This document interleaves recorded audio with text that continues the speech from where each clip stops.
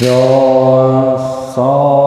ภะคะวะอะระหังสัมมาสัมพุทโธพระผู้มีพระภาคเจ้านั้นพระองค์ใดเป็นพระอรหันต์ดับเพลิงกิเลสเพลิงทุกข์สิ้นเชิงตรัสรู้ชอบได้โดยพระองค์เองสวากขาโตเยนะภะคะวะตาธัมโมพระธรรมเป็นธรรมอันพระผู้มีพระภาคเจ้าพระองค์ใดตรัสไว้ดีแล้วโสปฏิปันโนยัสสะภะคะวะโตสาวกสังโฆพระสงฆ์สาวกของพระผู้มีพระภาคเจ้าพระองค์ใดปฏิบัติดีแล้วตามมายังภะคะวันตังสัทธัมมังสัสสังฆังเอเมหิสการเรหิยะทาระหังอาโรปิเตหิอภิปูชยามะข้าพระเจ้าทั้งหลายขอบูชาอย่างยิ่งซึ่งพระผู้มีพระภาคเจ้าพระองค์นั้นพร้อมทั้งพระธรรมและพระสงฆ์ด้วยเครื่องสักการะทั้งหลายเหล่านี้อันยกขึ้นตามสมควรแล้วอย่างไรสาธุโนพันเตภะคะวาสุเจระปรินิพพุตโตเปข้าแต่พระองค์ผู้เจริญพระผู้มีพระภาคเจ้าแม้ปรินิพพานนานแล้วทรงสร้างคุณอันสำเร็จประโยชน์ไว้แก่ข้าพระเจ้าทั้งหลายปัจฉิมาชนตานุกรรมปมานาสาทรงมีพระหฤทัยอนุเคราะห์แก่พวกข้าพระเจ้าอันเป็นล้นหลามเอเมสการเรทุกขตาปนาการะโพเตปฏิคันหาโตขอพระผู้มีพระภาคเจ้าจงรับเครื่องสักการะอันเป็นบรรณาการของคนยากทั้งหลายเหล่านี้หามหากังเทครตังหิตายะสุขายะเพื่อประโยชน์และความสุขแก่ข้าพระเจ้าทั้งหลายตลอดกาลนานเทอญอะระหังสัมมาสัมพุทโธภะคะวาพระผู้มีพระภาคเจ้าเป็นพระอรหันต์ดับเพลิงกิเลสเพลิงทุกข์สิ้นเชิงตรัสรู้ชอบได้โดยพระองค์เองพุทธังภคะวันตังอภิวาเทมิข้าพระเจ้าพระผู้มีพระภาคเจ้าผู้รู้ผู้ตื่นผู้เบิกบานสวากขาโตภะคะวะตาธัมโมพระธรรมเป็นสิ่งที่พระผู้มีพระภาคเจ้าตรัสไว้ดีแล้วธัมมังนัมมัสสามิข้าพระเจ้านมัสการพระธรรมโสปฏิปันโนภะคะวะโตสาวกสังโฆพระสงฆ์สาวกของพระผู้มีพระภาคเจ้าปฏิบัติดีแล้วสังฆังนามามิข้าพระเจ้านอบน้อมพระสงฆ์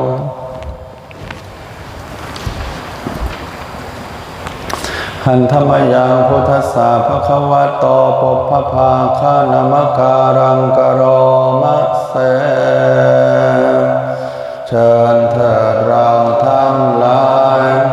ทำความนอบน้อมอันเป็นส่วนเบื้องต้นแด่พระผู้มีพระภาคเจ้าเถิดนะโมตัสสะภะคะวะโตขอนอบน้อมแด่พระผู้มีพระภาคเจ้าพระองค์นั้น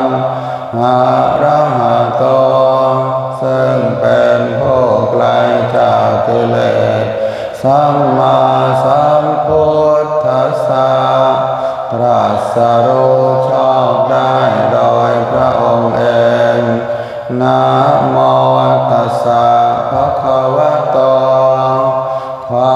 นอบน้อมแด่พระผู้มีพระภาคเจ้าพระองค์นั้นอะระหะโตซึ่งเป็นผู้ไกลจากกิเลสสัมมาสัมพุทธัสสะตรัสรู้ชอบได้โดยพระองค์เองนะโมตัสสะภะคะวะโตขอนอบน้อมแด่พระผู้มีพระภาคเจ้าพระองค์นั้นอะระหะโตซึ่งเป็นผู้ไกลจากกิเลสสัมมาสัมพุทธัสสะตรัสรู้ชอบได้โดยพระองค์เองหันธรรมยังพุทธาภิทุติงกโรมะเสเชิญเถิดเราทั้งหลายทำความชมเชยเฉพาะพระพุทธเจ้าเถิดโยโสตถาคโตพระตถาคตเจ้านั้นพระองค์ใดอะระหังเป็นผู้ไกลจากกิเลสสัมมาสัมพุทโธเป็นผู้ตรัสรู้ชอบได้โดยพระองค์เองวิชชาจรณะสัมปันโนเป็นผู้ถึงพร้อมด้วยวิชชาและจรณะโสขโตเป็นผู้ไปแล้วด้วยดีโลกวิทู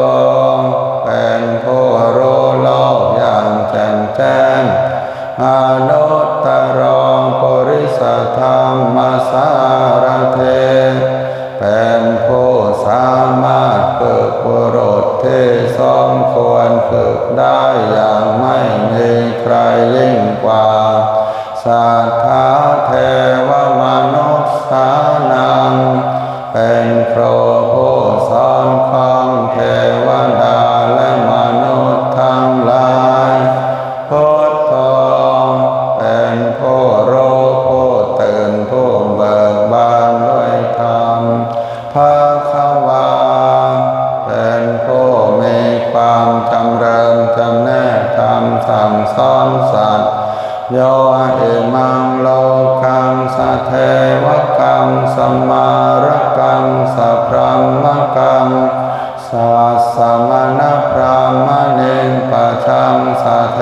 วมนุสสังสยังอภิญญาสัจฉิกาตวาปเว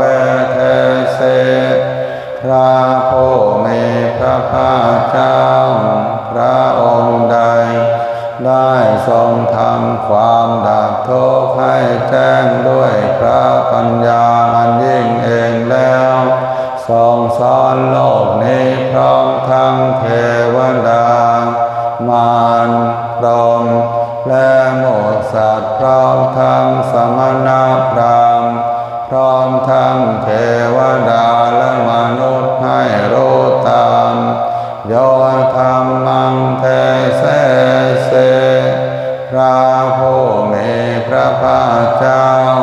พระองค์ใดทรงแสดงธรรมแล้วอาทิกัลยาณัง ไพเราะในเบื้องต้นมัชเชกัลยาณังไพเราะในท่ามกลางปริโยสานกัลยาณังไพเราะในที่สุดสัทธังสัพยัญชนะเกวลปริปุณณังปริสุทธังพรหมจริยังปกาเสเสทรงประกาศพรหมจรรย์คือแบบแห่งการปฏิบัติอันประเสริฐบริสุทธิ์บริบูรณ์สิ้นเชิงพร้อมทั้งอัตถะพร้อมทั้งพยัญชนะตามหังภวันตังอภิปูชยามิข้า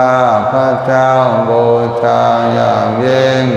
เฉพาะพระผู้มีพระภาคเจ้าพระองค์นั้นตามหัง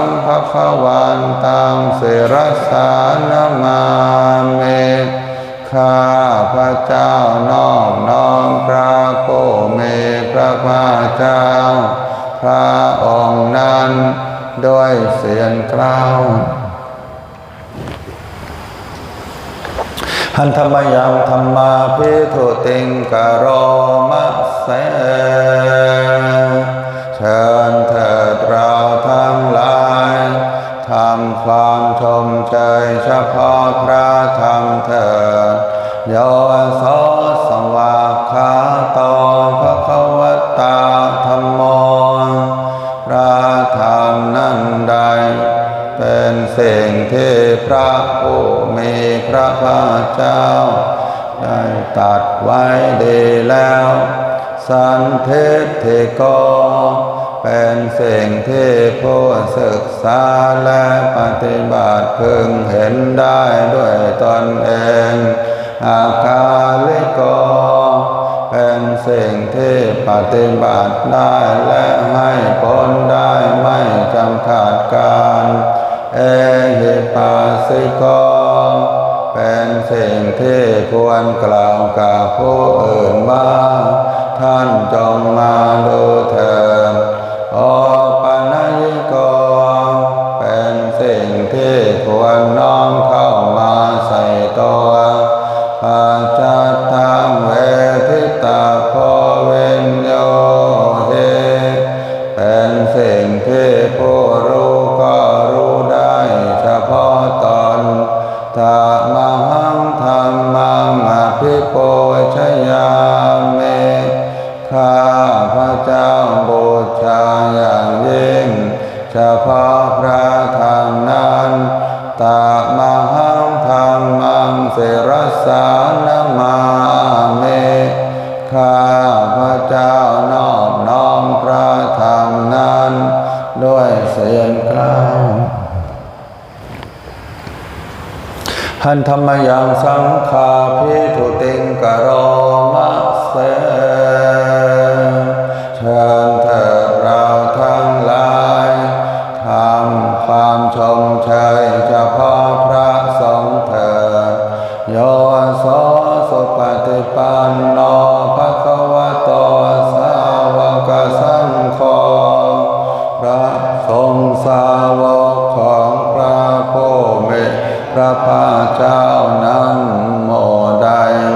ปฏิบัติดีแล้วโอโชปฏิปันโนภควโตสาวกสังโฆพระสงฆ์สาวกของพระผู้มีพระภาคเจ้าโมใดปฏิบัติตรงแล้วยายาปฏิปันโนภควโตสาวกสังโฆพระสงฆ์สาวกของพระผู้มีพระภาคเจ้าโมใดปฏิบัติเพื่อรู้ธรรมเป็นเครื่องออกจากทุกข์แล้วสาเมจิปฏิปันโนภควโตสาวกสังโฆ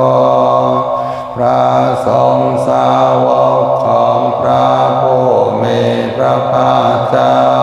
โมใด ฏิบัติสมควรแล้วยาที่ทำได้แก่บุคคลเหล่านี้คือจัตตาริปุริสยุคคานิอัตถปุริสปุคคลาผู้แห่งบุรุษสี่คู่นับเรียงตัวบุรุษได้แปดบุรุษเอสาภะคะวะโตสาวกสังโฆนั่นแหละทรงสาวกของพระผู้มีพระภาคเจ้าอาหุนายโยเป็นสมควรแก่สักการะที่เขานำมาบูชาอาหุนายโยเป็นสมควรแก่สักการะที่เขาจัดไว้ต้อนรับทักษิณายโยเป็นผู้ควรรับทักษิณาทานอัญชลีกรณีโยเป็นผู้ที่บุคคลทั่วไปควรทำอัญชลีอนุตตรังปุญญเกตังโลกัสสะเป็นเนื้อนาบุญของโลกไม่มีนาบุญอื่นยิ่งกว่าตามหาสังฆังชยามิข้าพระเจ้าบูชาอย่างยิ่งเฉพาะพระสงฆ์หมู่นั้นตามหาสังฆังศิรสานามามิข้าพระเจ้านอบน้อมพระสงฆ์หมู่นั้นด้วยเสียงกล่าวหันธรรมยังรัตนัตตยปนามคาถาโยเจวสังเวคาปริกิตนาปาทัญจาพนามะเสเชิญเถิดเราทั้งหลาย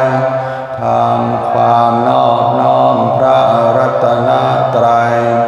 และบาลีที่กำหนดวัตถุเครื่องแสดงความสังเวชเถิดพุทโธสุสทโธกรุณามหันนวพระตถาคตพระพุทธเจ้าผู้บริสุทธิ์มีพระกรุณาดุจพ่วงมหันนบโยจันตสุทธภรยานโลจนพระองค์ใดเมตตาคือญาณอันประเสริฐหมดจดถึงที่สุดโลกาสภาโปปะกิเลสคาตะโกเป็นผู้ฆ่าเสียซึ่งบาปและอุปกิเลสของโลกวันทามิพุทธังอหังมาทะเรนตัง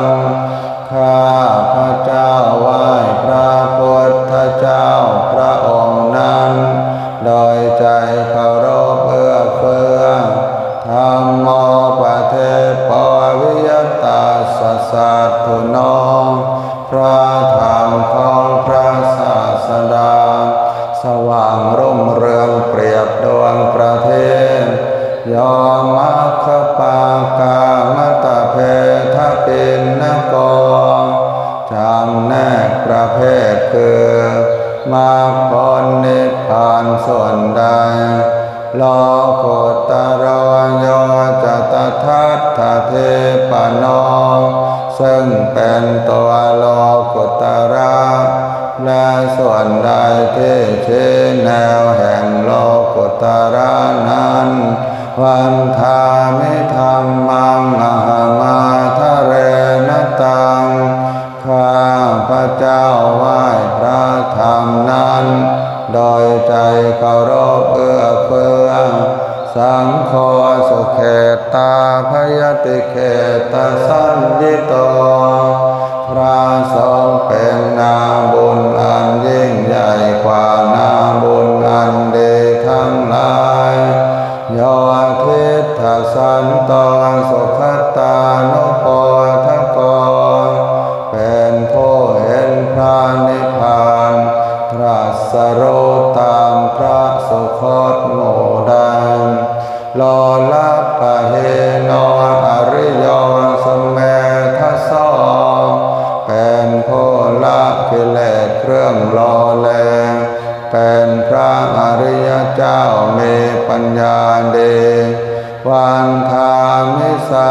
ตังมหามาทะเร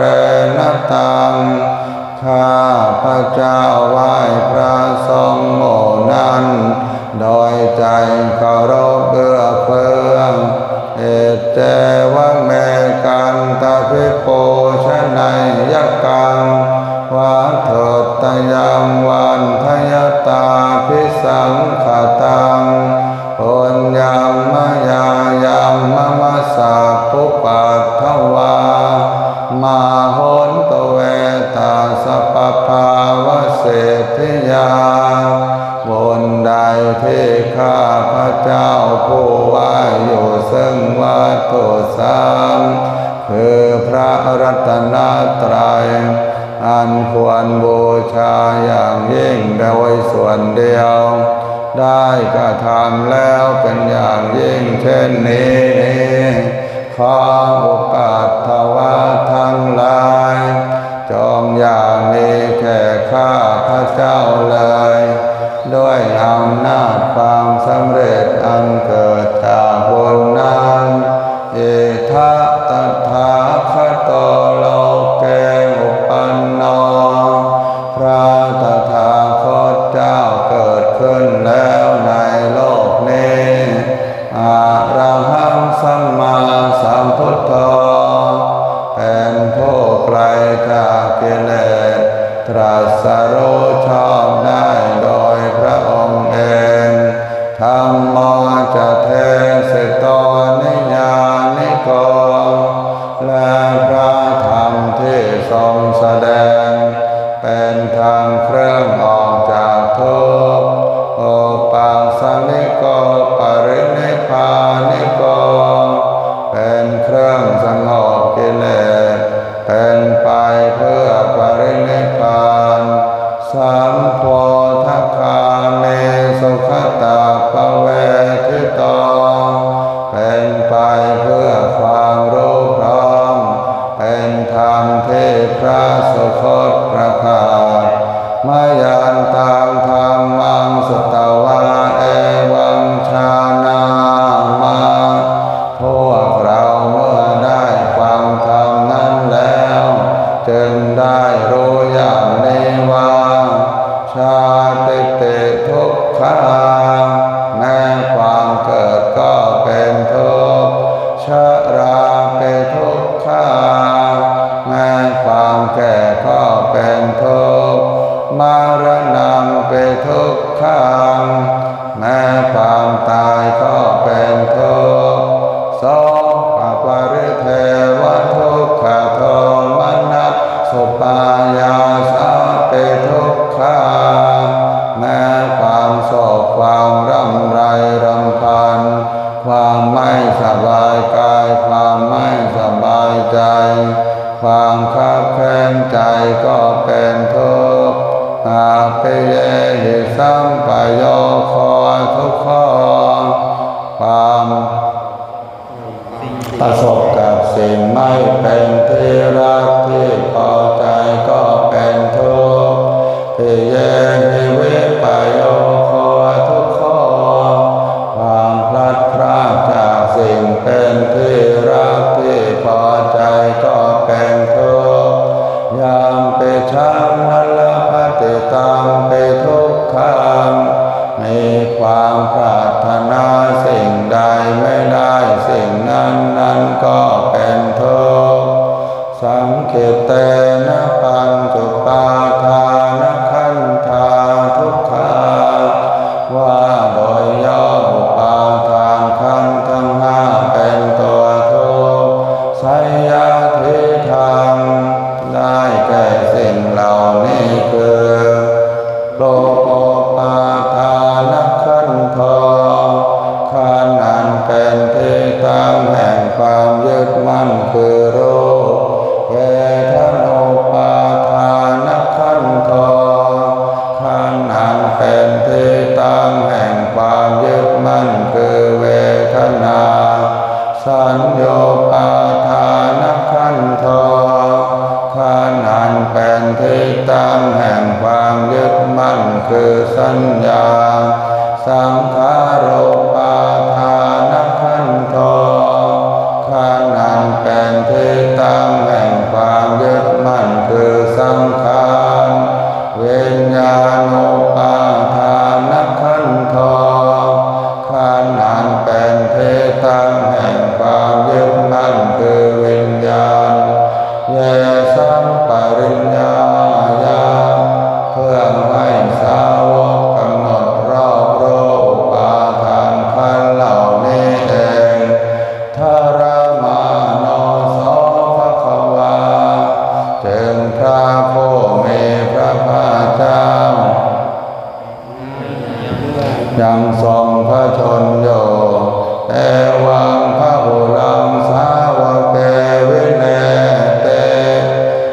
มส่องแนะนำสาวกทั้งหลายเช่นนี้เป็นส่วนมากเอวังภาคาจะปนัสสะภะคะวะโตสาวกเกโสอนุสาสเน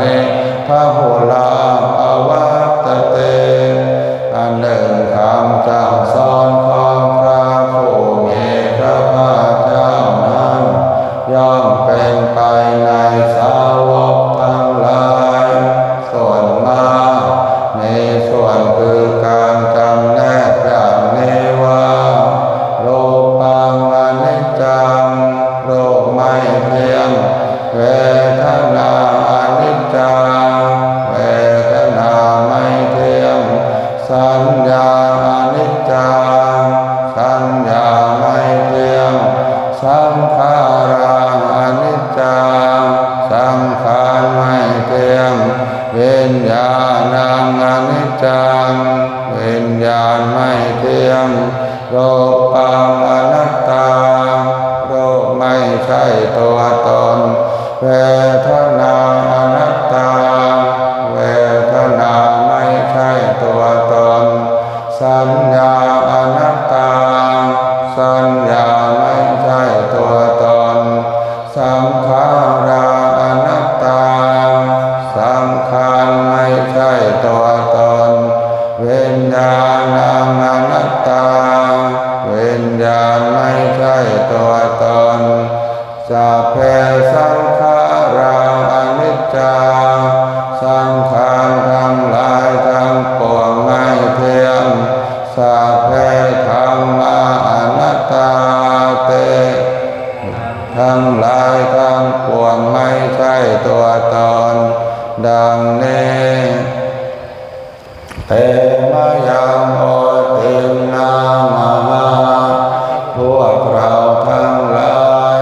เป็นผู้ถูกครอบงำแล้วชาติยาโดยความเกิดชรามรณะนาโดยความแก่และความตายโสเกหิปริเทเวหิทุกเขหิโทมนัสเสหิอุปายาเสหิโดยความโศกความร่ำไรลำพันธ์ความไม่สบายกายความไม่สบายใจความขับแค้นใจทั้งหลายทุกขตินนาเป็นผู้ถูกความทุกข์ย่ำเอาแล้วทุกขปะเรตาเป็นผู้มีความทุกข์เป็นเบื้องหน้าแล้วที่นามาสเกวลาสะทุกข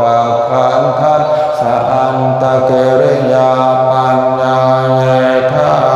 เตธรรมชะนัยการทำที่สุดแห่งกองทุกข์ทั้งสิ้นนี้จะพึงปรากฏชัดแก่เราได้จิระปรินิพพุตังปิตังภควันตังอุทิสสะอรหันตังสัมมาสัมพุทธังอุทิศเฉพาะพระผู้มีพระภาคเจ้าผู้ไกลจากกิเลสตรัสรู้ชอบได้โดยพระองค์เองแม้ปรินิพพานนานแล้วพระองค์นั้นสัทธาอาคารัสสมาอนาคาริยังปาปชิตาเป็นผู้มีศรัทธาออกบวชจากเรือนไม่เกี่ยวข้องด้วยเรือนแล้วตัสสมิงภควติพรหมจริยังจารามาประพฤติอยู่ซึ่งพรหมจรรย์ในพระผู้มีพระภาคเจ้าพระองค์นั้นภิกขุนังสิกขาสาเทวสมาปันนาถึงพร้อมด้วยสิกขาและธรรมเป็นเครื่องเลี้ยงชีวิตของภิกษุทั้งหลายตังโนพรหมจริยัง จะเกวลัสสะทุกขขันธัสสะอันตกิริยายะสังวัตโตเตขอให้พรหมจรรย์ของเราทั้งหลายนั้นจงเป็นไปเพื่อการทำที่สุดแห่งกองทุกข์ทั้งสิ้นนี้เถิดแผ่เมตตา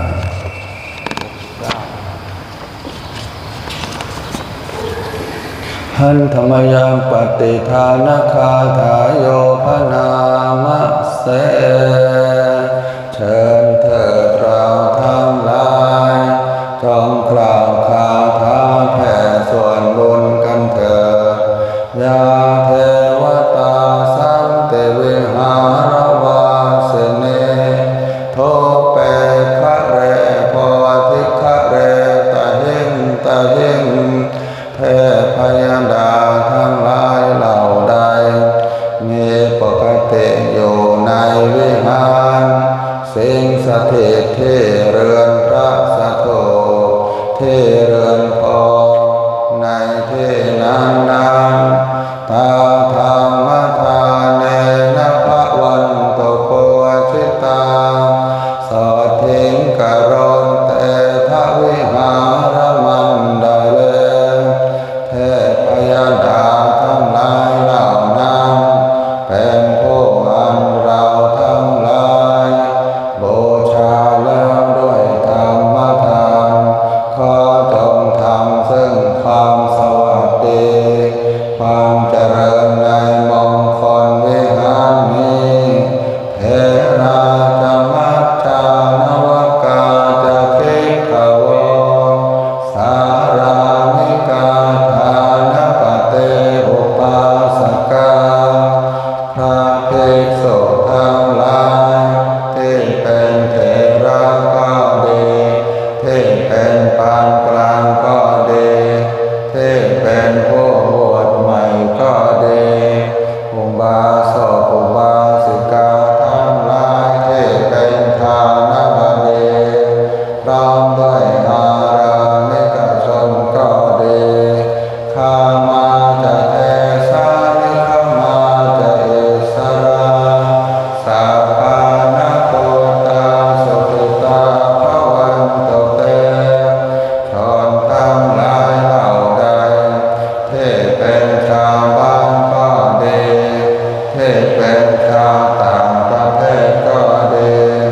ที่เป็นชาวนิคมก็ดีที่เป็นอิสระเป็นใหญ่ก็ดีขอชนทั้งหลายเหล่านั้นจงเป็นผู้มีความสุขเถิดชาลาพุทธายเนปิจารันดาสังภวาสังเสทธาตามัทโวปปาติกาสัตว์ทั้งหลายที่เป็นชาลาพุทธกำเนิดก็ดีที่เป็นอันดาชากำเนิดก็ดีที่เป็นกำเนิดก็ดีที่เป็นโอปปาติกากำเนิดก็ดีเนยานิกังธรรมวรังปฏิจจเตสัพเพปิทุกขาสักกโรนตุสังขยังทั้งหลายทั้งปวงเหล่านั้น